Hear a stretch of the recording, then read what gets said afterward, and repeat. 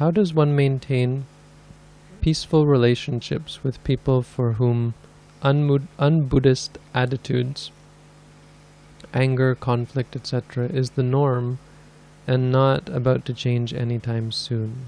Work colleagues, family, etc. I would say I can't find the word now, to separate, to seclude yourself from the situation. If you can't separate yourself physically, then you have to do it mentally. Sometimes it's not possible because you are working and you have the family and you have the colleagues, so you can't get away from it. Then when you can't get away physically, get away mentally. Try not to get involved too much. Try to note what they bringing into the situation. Try to see their defilements as they are, and either you can try to just note it, to be mindful on it, and then be mindful on your reaction. Try that your reaction is not going into the same direction, but when there is anger coming towards you, that you ward it off and stay peaceful and stay in your mental seclusion. And the other thing is when the anger, for example, overwhelmed you, you got into a conflict with others, then step out, either physically or mentally, and try to develop some wholesome mind state.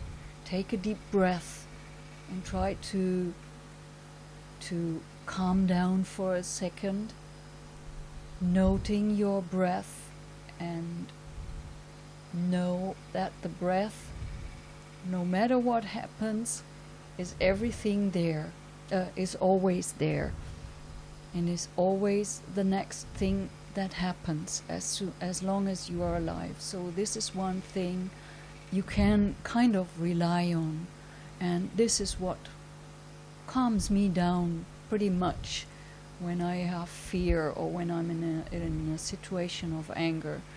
I know there will always, as long as I'm alive, be the next breath, and I can just observe it. So I can recommend to do that, and maybe it has the same effect for you than it has for me. So that brings you a little bit of mental seclusion. And the rest, Bhante will explain. Yeah, I just wanted to back up the whole breath thing. The Buddha was very clear about how useful the breath is in this way. The Buddha said breath has 5 benefits. Santo ja, it is peaceful. Panito, it is subtle or refined. It's refined. Asejanakoja, it is secluded. Asejanakoja means it's not mixed with anything.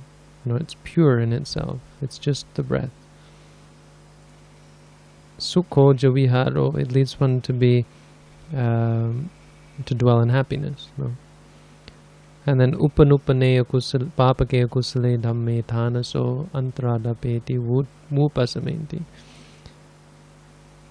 Whatever unwholesome things have arisen, it in the here and now does away with them or gets rid of them. It allows you to see them clearly, to see them like specks on a pure cloth. So the breath is something that actually should be recommended for sure. I think that's really good. What I wanted to say was dealing with something a little specific in the question that's kind of implied there. Is the any expectation that we have. something that we might not realize is that even in trying to have mindful relationships with people, it's still an expectation. The expectation that we're going to have a peaceful, calm relationship with these people. You know, I've had relationships where I felt I was reasonably mindful and the other person was freaking out, right? You're crazy, you're, you know, whatever, and just shouting at me. No. And no, I'm not trying to say that I was perfect in this situation, but I think it's in my mind it really wasn't, you know, it wasn't a problem that this person was freaking out. It was a natural result of their level of stress and mental agitation. You know, there was no good that I could do by trying to placate them. In fact, it seemed to me the best thing for them to be able to realize, and it was, in fact, because, you know, I was calm and this person was yelling at me, and not this person, many people. You know, I've had many relationships like this. I've had monks who were like this. There was once a monk who took a broomstick to my head. She was there. She saw it. They're going to hit you. I can witness. Has anyone ever told you they're going to hit you in the head? He's like, I'm looking at him. And I just walked away. Yeah, he really walked calmly, and that made the whole situation so absurd, because there was that angry monk, and he had a completely different timing and a complete different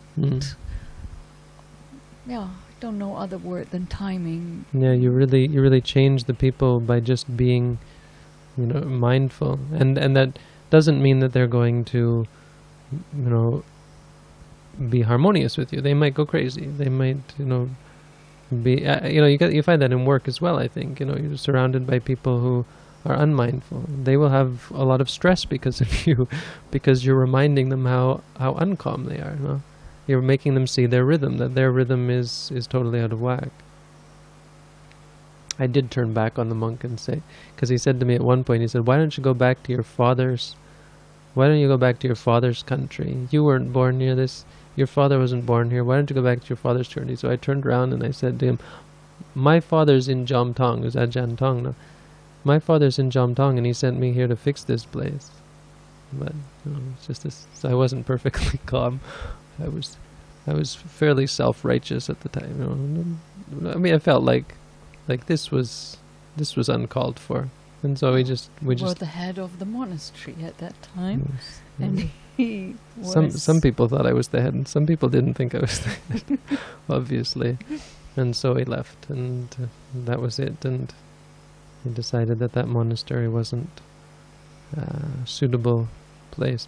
And of course, that's the other thing, is that the Buddha said quite clearly, don't associate with fools. So as much as you can, seclude yourself, do your work, and go home.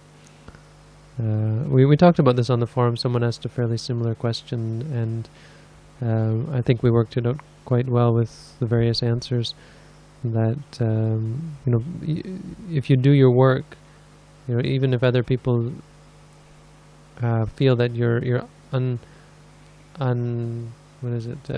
not working well with them or something, people feel like you're no longer communicating properly or so on, what you'll generally find is that the people who in charge respect you, because you're no longer you're no longer trying to cheat them, and you're no longer lazy, and you're a hard worker, and you stick to the task, and you're focused and concentrated, and so it's not really something to worry about.